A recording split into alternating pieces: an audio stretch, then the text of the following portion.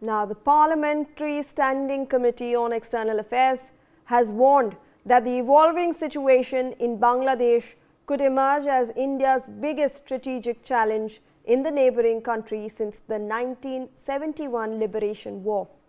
The panel, chaired by Congress MP Shashi Tharoor, presented its report on India-Bangladesh relations in the Parliament. The committee cited testimony from a non-official witness who said that while the 1971 crisis was existential, today's threat is more subtle but potentially more profound, driven by a generational disconnect, political shifts and possible strategic realignment that is away from India. The report flagged the collapse of the Awami League after the ouster of former Prime Minister Sheikh Hasina, the rise of youth-led nationalism and the return of Islamist forces, also the growing influence of China and Pakistan as major turning points. The Ministry of External Affairs informed the panel that India is making all efforts to insulate bilateral ties from internal developments in Bangladesh and continues dialogue with the interim government while also supporting the aspirations of the Bangladeshi people. The committee also questioned whether the crisis could have been anticipated. In response, the ministry said that the government of India regularly monitors developments in Bangladesh on a priority basis. Let's in fact look at what the details of this parliamentary committee report is.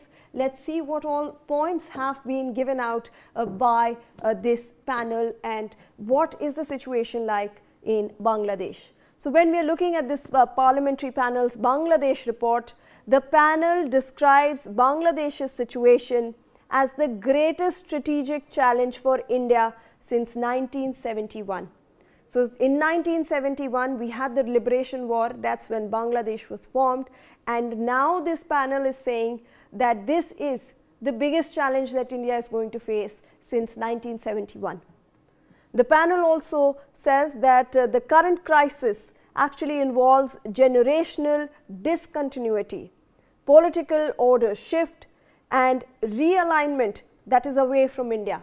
Now, these are very important points that you need to remember because the protests over there were from the Generation Z. So, they have pointed out a generation shift, they have pointed out political realignment that is away from India. The report also states that the unrest stems from rising radicalism, intensifying Chinese and Pak influence and Awami League dominance collapse. So, Awami League, which was once dominant over there, has now collapsed. There is a decline over there, and they are also seeing a rising influence of Chinese and Pak people in Bangladesh. The report also highlights that the situation will not descend into chaos or anarchy, but it requires careful handling by India. So, it is stating that yes, this will not go down into anarchy, but it requires careful handling of the situation. The report states that if India fails to recalibrate now, it risks losing strategic space in Dhaka to irrelevance. So, it has given a warning that if India does not realign its strategic priorities right now, it might just risk losing its importance in Bangladesh. The report highlights that Bangladesh recalibrates its relations with Pakistan and it is expanding Chinese footprints in infrastructure as well. So, like it has been mentioning that there have been increasing influence of China and Pakistan. They have given examples of how there is increasing investment of China in the infrastructure sector as well in Bangladesh. Now, China is engaged in the Mongla port expansion, Lal Monihar Air Base and the Pekua submarine base development. So, these are the three areas where China is actually involved in port development, in an air base development as well. So, those are very strategic locations where China's investment is coming in Bangladesh. Now, the Pekua base can accommodate 8 submarines despite Bangladesh having only 2 currently. So, why is this expansion being there? That also raises a lot of eyebrows. When Bangladesh only has 2 submarines, why is there an expansion that is being done to up to 8 submarine docks over there? So this is one thing that is in fact also coming to the fore.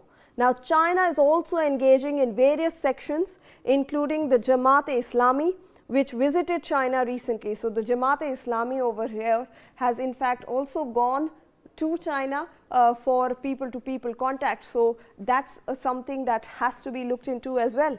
The Jamaat-e-Islami, previously banned, has electoral registration reinstated for the upcoming elections. Remember that in February 2026, Bangladesh will be going to elections, and the Jamaat-e-Islami, which was earlier banned, has now been allowed to re-participate. Interim government banned the Awami League, questioning inclusiveness of the future elections in Bangladesh. So Awami League still remains banned in Bangladesh by the interim government, and hence it will not be participating in the upcoming February elections.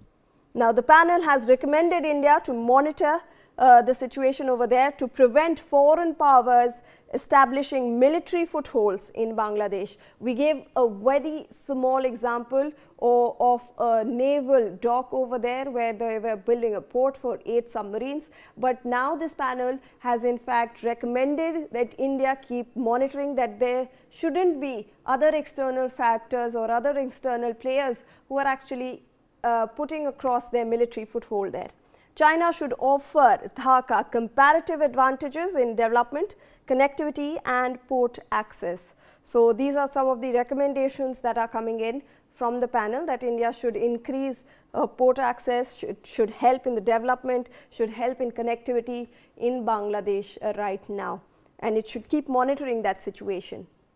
So this is what the recommendations of the report are. Now the report is warning of youth-led nationalism, surge and re-entry of Islamist forces in politics. Now this is another important point that has been raised by the panel, that there might be a re-entry of Islamist forces in the politics of that nation, and India should be very wary of that fact.